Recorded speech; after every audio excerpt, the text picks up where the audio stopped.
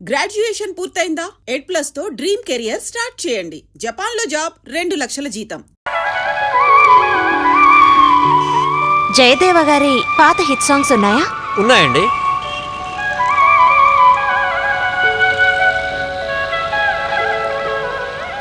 ఒకటే ఒకటి ఉంది మేడం. ఇవ్వండి.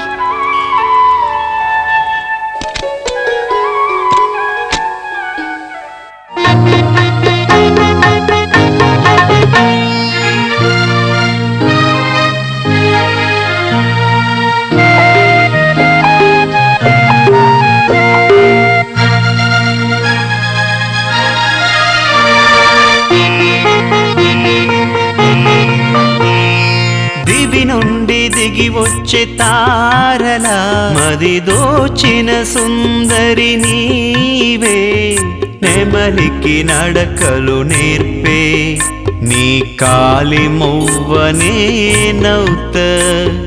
దివి నుండి దిగి వచ్చే తారల మది దోచిన సుందరి నీవే, నెమలికి నడకలు నేర్పే నీ కాలి మువ్వనే నౌత.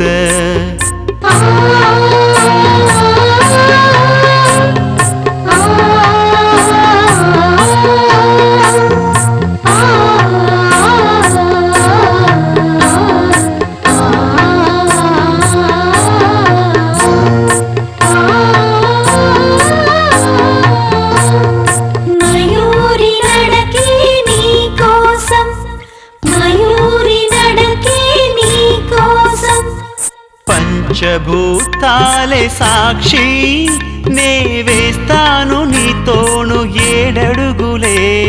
పంచభూతాలే సాక్షి, నే వేస్తాను నీతోను 7 అడుగులే.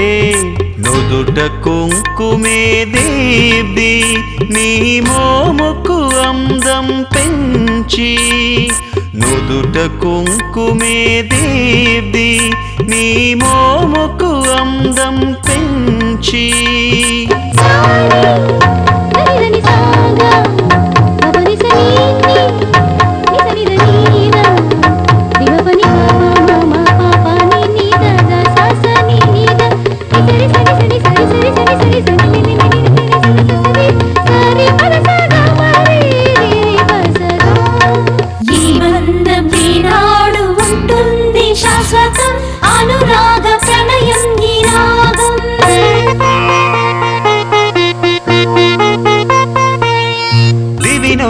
దిగి వచ్చే తారల మది దోచిన సుందరి నీవే, నెమలికి నడకలు నేర్పే నీ కాలి మువ్వనే నౌత.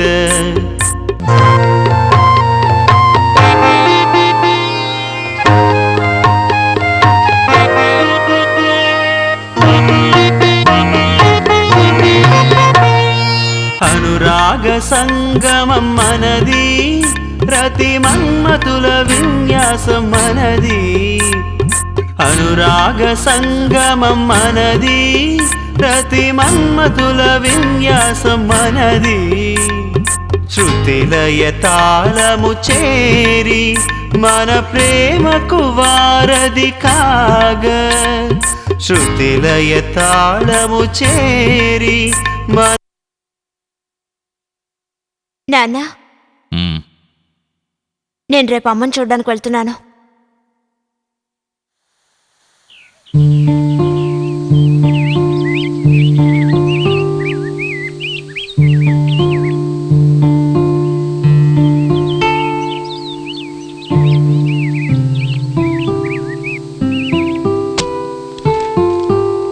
ఏమండి, ఈ ఇంట్లో ఉన్న సుధామ్మ గారు ఎక్కడికి వెళ్ళారు? ఆయనకు ఒంట్లో బాలేదమ్మా, ఆసుపత్రికి తీసుకెళ్లారు.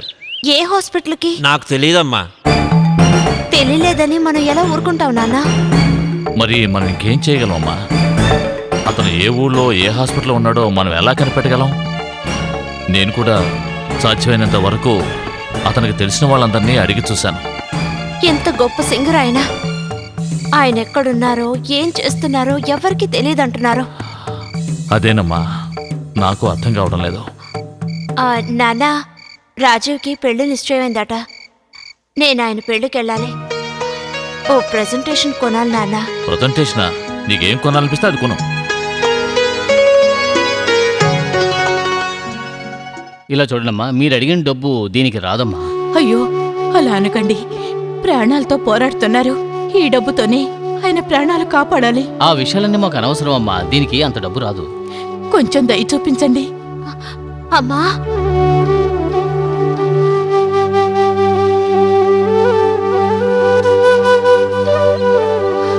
దాన్ని నమ్మొద్దు.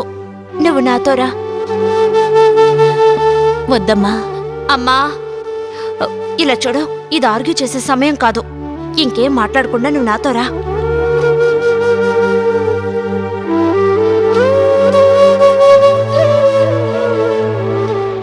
నేను నిన్ను వెతుక్కుంటూ ఇంటికి వెళ్ళానమ్మా.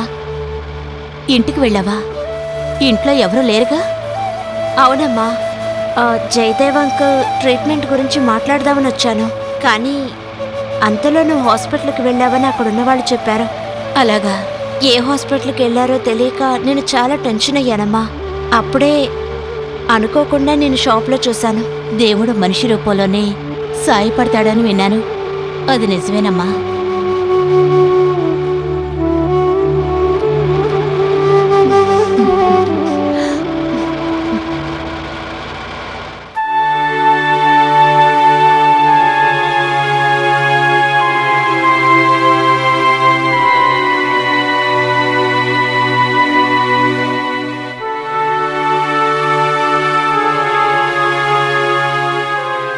నిద్రపోతున్నారు. గట్టిగా మాట్లాడుకో, నిద్రపోనివ్వు. ఎవరు? ఏమండి, ఎవరొచ్చారో చూడండి. నా కూతురు. ఎలా ఉన్నావమ్మా? నేను చేసిన తప్పుని క్షమించానని చెప్పడానికి వచ్చావమ్మా? చాలా సంతోషం. మంచి చెడుల గురించి ఆలోచించే వయసు నాకు లేదు. కానీ ఒకటి బాగా అర్థమైంది. పగలు ప్రతీకారాలు తీర్చుకోవడానికి కాదు ఈ జీవితం. ఇలా చూడమ్మా, నువ్విలా మాట్లాడుతుంటే నాకెంత సంతోషంగా ఉందో తెలుసా? నేను తప్పు చేశానా అని నాలో నేనే కుమిలిపోయేవాణ్ణి. చెయ్యని తప్పుకి ఒక్కోసారి శిక్ష అనుభవించాల్సి వస్తుంది. నువ్వే తప్పు చేయలేదు కదమ్మా. అదంతా ఇప్పుడెందుకులేమ్మా? నువ్వు నాకు సహాయం చేయాలమ్మా. మీ నాన్నగారిని కలవడానికి నువ్వే ఎలాగైనా ఏర్పాటు చేయాలి. మీకు మంచి ట్రీట్మెంట్ ఇప్పించమని నాన్నగారు ఇక్కడికి పంపించారు. ఇక్కడ జరిగిందంతా వెంటనే వెళ్ళి నాన్నతో చెప్పాలి.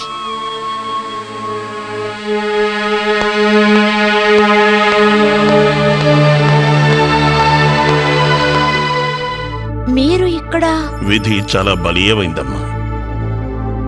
రాజుకి యాక్సిడెంట్ జరిగింది. యాక్సిడెంటా? ఎలా జరిగింది? వాడు బైక్లో వస్తూ ఉంటే ఓ కారు వచ్చి గుద్దింది. రాజు ఇప్పుడు ఎలా ఉన్నాడు? వాడి కాలుకి దెబ్బ తగిలింది. ఇప్పుడు చాలా సీరియస్ గా ఉంది. అంకుల్, ఏమంటున్నారు మీరు? మీరు చెప్తుంది నిజమేనా? రాజు ఇప్పుడు ఎక్కడున్నారు? నేను రాజును చూడొచ్చా? రా, నాతో రామ్మా.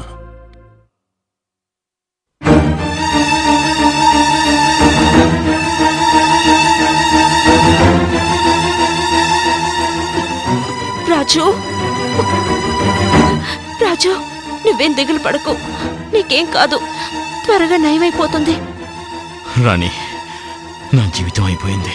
అలా మాట్లాడుకు రాజు. ఇక మీదట అంతా మంచి జరుగుతుంది అనుకో. బాధగా ఉంది. ఒక్క కాలుతో బతికే కన్నా చావడమే మేలనిపిస్తోంది. ఏంటి రాజు ఇది? చిన్న పిల్లాళ్ళ. నా పరిస్థితి నీకు తెలీదు. సరి వదిలేసి. రాజు, విరక్తిగా మాట్లాడుకో. దేవుడి నిర్ణయాన్ని మనం మార్చగలమా చెప్పు? అంకుల్, డాక్టర్ ఇప్పుడు రాజు పరిస్థితి ఎలా ఉందన్నారు? గాయాలు పూర్తిగా నయమయ్యే వరకు ఇక్కడే ఉండాలని డాక్టర్ గారు చెప్పారు.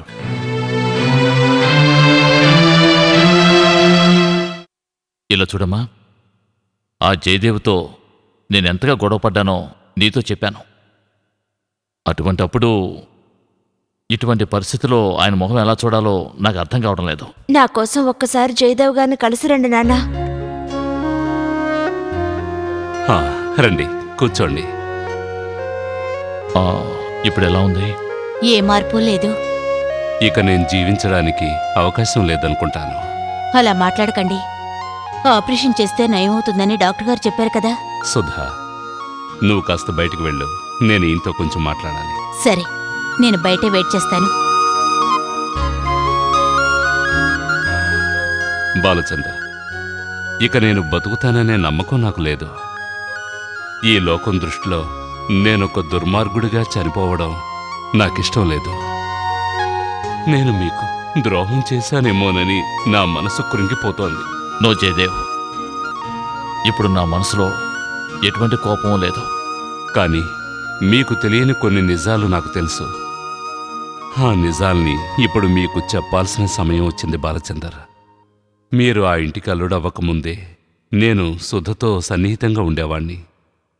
సంగీతం అంటే తనకి చాలా ఇష్టం, కానీ అంతకంటే మీరంటే ఇష్టం. నేను పెళ్లి గురించి తనని ప్రపోజ్ చేసినప్పుడు తను ఏముందో తెలుసా? నేను పెళ్ళంటూ చేసుకుంటే ఆయన్నే చేసుకుంటాను, మిమ్మల్ని నేను ఒక మంచి స్నేహితుడిగా భావిస్తున్నాను అంది. ఆ తర్వాత ఏమైంది? ఆ తర్వాత శంకరనారాయణ గారు కాలం చేసిన రోజున మీరు చేసిన గొడవ గుర్తుందా? ఆ రోజు నుంచి ఊరంతా కలిసి మా ఇద్దరికీ అక్రమ సంబంధం అంటగట్టారు. ఒంటరిగా ఉన్న తనకి ఒక తోడు అవసరమైంది. పరాయవాడిగా ఉండి తనకి సాయం చేయడం కుదరదు. ఏం చేయాలో నాకు తెలియలేదు. అందుకే ఈ సమాజం నోరు మూయించడానికి భార్యాభర్తలుగా నటించాం. కానీ నేను తనని ఎప్పుడూ నా సోదరుగానే భావించాను. జయదేవ్, మీరు చెప్పేది? నేను చెప్పేదంతా నిజం. ఇన్నాళ్ళు నేను తనకు తోడుగా ఉండేవాణ్ణి, కానీ నేను మంచాన పడిన దగ్గర నుంచి తను నాకు తోడుగా ఉండి సాయం చేస్తోంది. నా కోసం తను చాలా కష్టపడుతోంది. ఎన్ని జన్మలెత్తినా తను చేసిన సహాయానికి నేను రుణం తీర్చుకోలేను. నాదో చిన్న కోరిక బాలచందర్. నేను చనిపోయేలోగా నా కోరిక తీరుస్తారా? మీరు తీరుస్తారని ఆశిస్తున్నాను. నేను చనిపోయాక సుధ అనాథగా మిగిలిపోకూడదు. తనకి తోడుగా ఉంటానని నాకు మాటివ్వండి. జయదేవ్, మీకేమీ కాదు, నాకు పూర్తి నమ్మకం ఉంది. అయినా కూడా మీ సంతోషం కోసం నేను మీకు మాటిస్తున్నాను, సుధ అనాథవదు.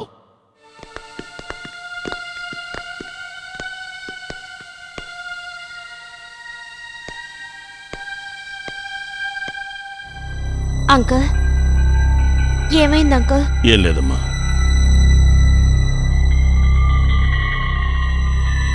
రాజు,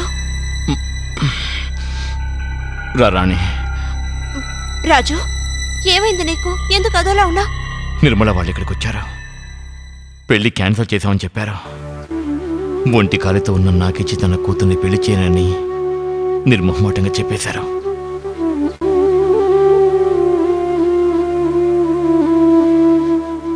శుభలేఖలు అందరికీ పనిచేశారు. ఇక పైన నా ముఖాన్ని ఎవరికైనా ఎలా చూపించగలుగుతాను? నీకు చేసిన ద్రోహానికి ఆ దేవుడే శిక్ష విధించాడు. ఇకపై నేను ఒంటరివాణ్ణి. నన్ను క్షమించు రాణి. నువ్వెక్కడికి వెళ్ళిపో. ఎందుకు ఇలా విరక్తిగా మాట్లాడుతున్నావు రాజు? రాణి, ఇక నాకు ఎవరున్నారు? ఇలా మాట్లాడుకు రాజు. నీకు నేను లేనా? రాణి, నువ్వేమంటున్నావు? అవును రాజు, నా మనసులో అప్పటికి ఇప్పటికీ ఒకరే ఉన్నారు. అది నువ్వే. ఏంటి, నువ్వు నన్ను ప్రేమిస్తున్నావా? నువ్వు చెప్పేది నేను నమ్మొచ్చారాని? తప్పకుండా రాజు. నిజంగానే చెప్తున్నావా? మనకి పెళ్లి జరుగుతుందంటావా? తప్పకుండా పెళ్లి చేసుకుంటాను. రాణి, నీ విశాల హృదయం ముందు నేనేమీ కాను. రాణి, నీకు నేను ఎంత ద్రోహం చేశాను. మీరు అంగీకరిస్తే మీకు నిశ్చయమైన అదే ముహూర్తానికి మన పెళ్లి జరుగుతుంది. రాణి,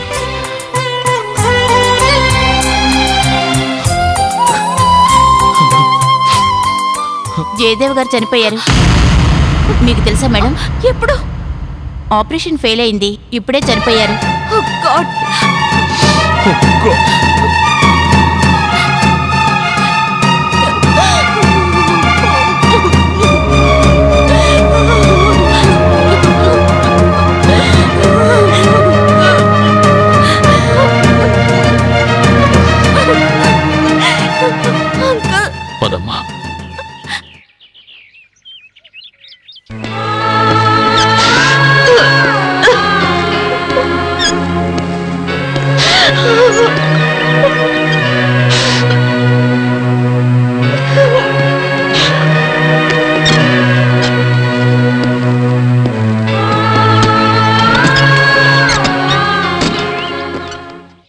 చూడు సుధా, ఇక్కడ నువ్వు ఒంటరిగా ఉండద్దు.